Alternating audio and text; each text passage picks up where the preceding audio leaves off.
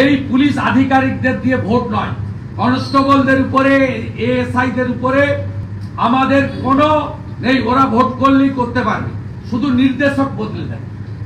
এদেরকে রাজ্যে এক জেলা থেকে অন্য জেলা করলে হবে না, এদেরকে ভোটের সময় রাজ্যের বাইরে পাঠাতে হবে। যেমন শান্তনু সিনহাকে কলকাতা থেকে 21 সালে বের করে দিয়ে কোচবিহার পাঠিয়ে দিয়েছে। এদেরকে রাজ্যের বাইরে পাঠাতে হবে, আর রাজ্যের বাইরে থেকে ওসি, আইসি, এসপি, ডিজিপি এনে বসাতে হবে, নইলে বাংলায় ডেমোক্রেসি এস্টাবলিশ হতে পারে না। এগুলো তার কথা তিনি বলেছেন, এগুলো কুৎসা। তিনি এতগুলো ভোট হয়েছে, 21 সালে বিধানসভা নির্বাচন, আপকি বার 200 পার, 77, সেখান থেকে কমতে কমতে এখন বোধহয় 60। এবার লোকসভা নির্বাচন, পঞ্চায়েত নির্বাচন, আপনারা যাই কেন্দ্রীয় বাহিনী, কেন্দ্রীয় নির্বাচন কমিশন, আপনারা তো হারছেন।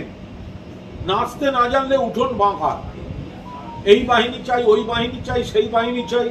দুদিন বাদে বলবে কেন্দ্রীয় বাহিনী দিয়ে হবে না, দুদিন বাদে বলবে রাষ্ট্রসংঘ থেকে শান্তি সেনা আনা হোক, তা আনবেন। তার দুদিন বাদে বলবে মঙ্গলবন থেকে আনা হোক, আনবেন। কি এসে গেল? তৃণমূল কংগ্রেস মানুষের সঙ্গে থাকে, আপনারা মানুষের সঙ্গে নেই। মানে এই ধরনের রুটিন, একটা করে ডেলিগেশন নিয়ে যাওয়া, একটা করে দাবি করা, এগুলো ওনাদের একটা মানে সস্তায় রাজনীতির কাজ। এর সঙ্গে বাংলার রাজনীতি, বাংলার উন্নয়ন, বাংলার অধিকার, বাংলার মানুষের কোনো সম্পর্ক নেই।